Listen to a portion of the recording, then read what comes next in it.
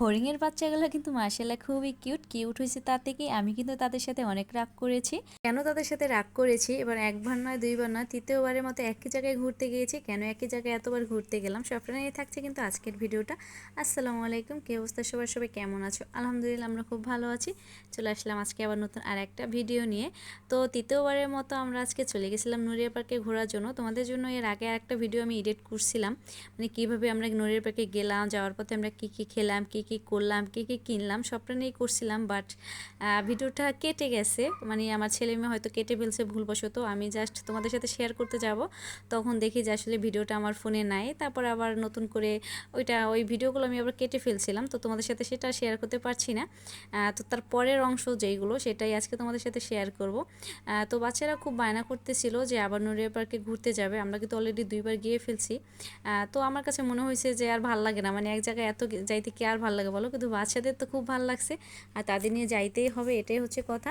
তো তৃতীয়বারের মতো আজকে আমরা নুরিয়া পার্কে চলে গেলাম। যাওয়ার পরেই এবার যেহেতু ঈদের পরে ছিল, বাইক রাখার জন্য মানে অনেক বাইক ছিল, আর কার বাইককে নিয়ে যায় এই জন্য কিন্তু ওইখানে মানে টোকেন দিয়ে রাখছিল যে আসার সময় যার যার বাইক সে নিয়ে আসবে, এরকম একটা করছিল। 50 টাকা করে দিতে হয়েছে।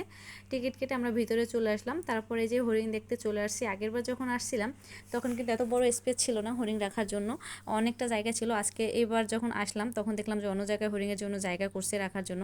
মাশাআল্লাহ হরিণগুলো যে কী পরিমাণ কিউট ছিল, আর তাদের সাথে আমি একটু রাগও করছি, কারণ হচ্ছে তাদেরকে আমি চিপস খাইতে দিছিলাম, বাট তারা আমার হাতের চিপস নেয় নাই, তারা আমার দিক ফিরেও তাকাইলো না। ভাই কী অবস্থা! যাই হোক, চিপস সাদার পরে যখন হরিণগুলো খাই নাই আমি রাগ করে চলে আসছি। কিন্তু মাশাআল্লাহ হরিণগুলো দেখতে কিন্তু বেশ সুন্দর ছিল।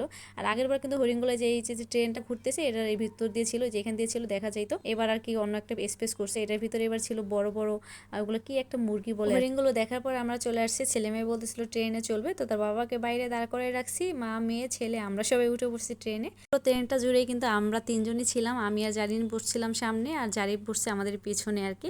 তারপর ট্রেনে চড়া শেষ, এরপরে ছেলে মেয়ে বলতেছিল যে গাড়ি চালাবে, মানে তারাই নিজেরাই গাড়ি ড্রাইভ করবে এই আর কি। এখানে মূলত 2 রকমের গাড়ি ছিল। একটা ছিল 10 মিনিট সময় 200 টাকা করে নিছে টিকিট, দুজনে চালাইতে পারবে আর কি একসাথে। আর একটা ছিল 100 করে, ওইটা খুব হার্ড, যে এইটা সামনে যেটা খুব হার্ড, ওরা 2 বোনে একজনও চালাইতে পারবে না।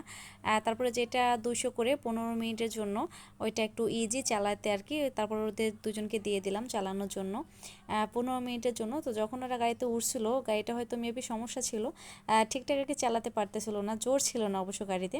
তারপর যখন ভাইয়াটাকে বললাম, ভাইয়াটা গাড়িটা চেঞ্জ করে দিছে। পরে যখন চেঞ্জ করে দিছে ওরা কিন্তু তারপরে খুব ভালোভাবে চালাচ্ছিল আর বেশ এনজয় করছে ওরা 2 ভাই বোনে। যাই হোক, তারপরে কী করলাম এরপরে ভিডিওতে তোমাদের সাথে সবটা শেয়ার করব। ধন্যবাদ সবাইকে, খোদা হাফেজ।